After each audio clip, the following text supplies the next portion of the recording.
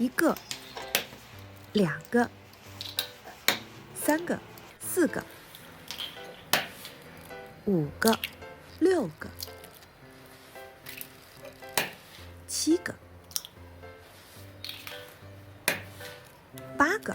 碗里面打了8个鸡蛋，大家猜猜看，蓝妹儿今天要做什么好吃的呢？我们在鸡蛋的碗里面倒入1小碗的白糖，搅拌均匀。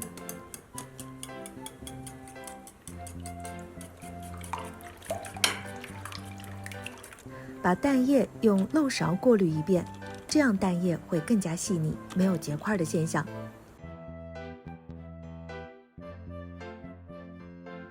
锅内的油温烧热之后啊，舀入1勺鸡蛋液，倒在漏勺里面，拎高之后就等蛋液从细孔里面落下来。哎呀，这漏勺好像不太行，果然滴出来的蛋液不行，我重新来一遍。这下蛋液迅速流下来了，把蛋液淋入油锅之内。等这1勺蛋液淋好以后啊，炸至锅内的蛋液丝变黄，给它翻个面，继续炸另外一面。2面都炸到焦黄酥脆，就可以出锅了。沥一沥油，在盘子里面垫上1层油纸，将炸好的蛋丝倒入盘内。在蛋丝表面撒上1层白芝麻，再放上1张油纸，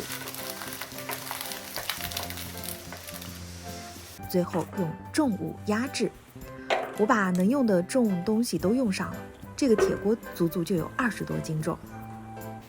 压制定型以后取出来，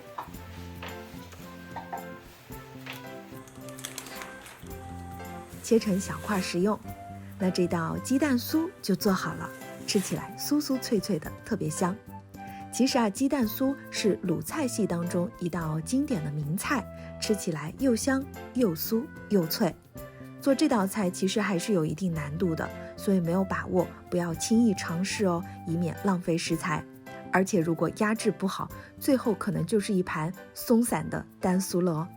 如果这是你的拿手菜，可以把图片发给我们，我们一起来交流哦。